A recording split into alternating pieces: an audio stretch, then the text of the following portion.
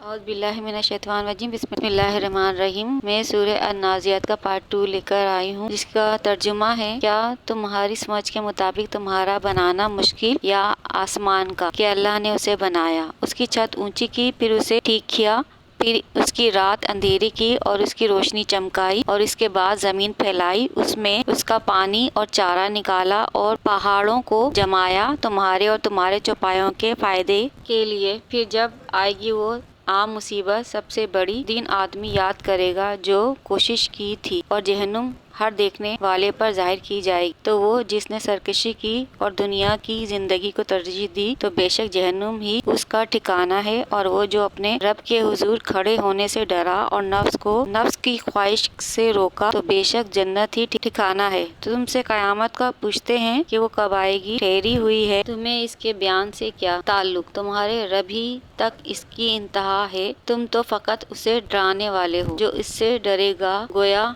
जिस दिन वो उसे देखेंगे दुनिया में ना रहे थे मगर एक शाम या उसके दिन चढ़े तक। सईद बिन जुबैर रज़ी अल्लाह ताला अन्हु फरमाते हैं, इस आयत के मानी ये है कि आदमी गुनाह को मुकद्दम करता है और तो ये कि मौखर करता है, और यही कहता रहता है कि बस तौबा कर लूंगा, अब अमल कर लूंगा, यहाँ तक कि उसे मौत आ जाती है और वो अपनी बदियों में ही मुब्तला रहता है। कहा जाए तो फी ज़माना ही ऐसा है कि उन्हें गुनाहों से रुक जाने और उनसे तौबा करने की तरकीब दें, तो वो शरीयत के अहकामात पर अमल करने के बजाय इसे जवाब देते हैं कि भैया अभी तो बहुत उम्र पड़ी है गुनाहों से बचने के लिए, दाढ़ी भी रखेंगे, नमाजें भी पढ़ेंगे, और वो अपनी मसरूफियत में मसरूफ ही रहते हैं और कहते हैं अभी तो हमारे ऐश करने के दिन है और अभी हमने दुनिया देखी ही क्या है जो इन चीजों में मसरूफ हो जाएं। यानी बाज़ वालिदैन तो ऐसे होते हैं, अगर उनके बच्चे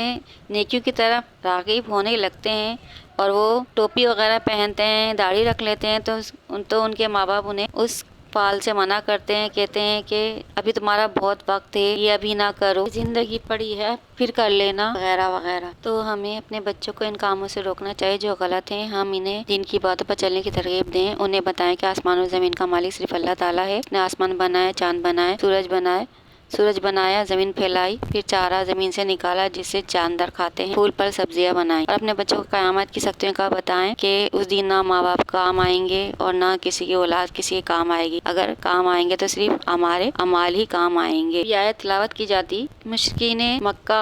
क़यामत के हुलाकियों का सुनते थे तो मजाक उड़ाते थे। हमारे प्यारे नबी सल्लल्लाहु अलैहि वसल्लम से पूछते कि क़यामत कब आएगी। अल्लाह ताला ने इस आयत के ज़रिए क़यामत का जवाब देते हुए फरमाया कि काफिर आप सल्लल्लाहु अलैहि वसल्लम से क़यामत के बारे में पूछते हैं कि वो कब ज़ाहिर होगी और किस वक्त ज़ाहिर होगी, तो ये आप सल्लल्लाहु अलैहि वसल्लम की जिम्मेदारी नहीं कि आप सल्लल्लाहु अलैहि वसल्लम उन्हें बताएं कि क़यामत कब और किस वक्त आएगी। क़यामत ऐसे ही है कि इसके वाक़या होने का इल्म की इंतहा सिर्फ अल्लाह ही जानता है। आप सल्लल्लाहु अलैहि वसल्लम को इसलिए भेजा गया है कि आप सल्लल्लाहु अलैहि वसल्लम सिर्फ क़यामत की हौलनाकियों और सख्तियों से लोगों को डराएं, क्योंकि काफिर जो क़यामत का इनकार कर रहे हैं अनकरीब उसे देख लेंगे, और जब वो उसे देख लेंगे तो उनका हाल ऐसा होगा कि अपनी ज़िंदगी की मुद्दत भूल जाएंगे और यानी ये ख्याल करेंगे कि वो दुनिया में सिर्फ एक दिन या एक रात ही रहे हैं। अल्लामा अहमद सावी रहमतुल्लाह फरमाते हैं कि ये इस वक्त की बात है जब अल्लाह ताला ने नबी अकरम सल्लल्लाहु अलैहि वसल्लम को क़यामत वाक़या होने के वक्त का इल्म नहीं दिया था। लिहाजा ये इस बात की मनाफी नहीं कि सैयदुल मुरसलीन सल्लल्लाहु अलैहि वसल्लम दुनिया से इस वक्त तक तशरीफ नहीं ले गए जब तक अल्लाह ताला ने आप सल्लल्लाहु अलैहि वसल्लम को दुनिया और आखिरत के तमाम गयूब का इल्म अता नहीं फरमाया, और नबी अकरम सल्लल्लाहु अलैहि वसल्लम का कुछ चीज़ों की गैबी मालूमात ना बताना इस बात की दलील नहीं कि आप सल्लल्लाहु अलैहि वसल्लम को गैब का इल्म नहीं था, कि आप सल्लल्लाहु अलैहि वसल्लम को इल्म होने के बावजूद कुछ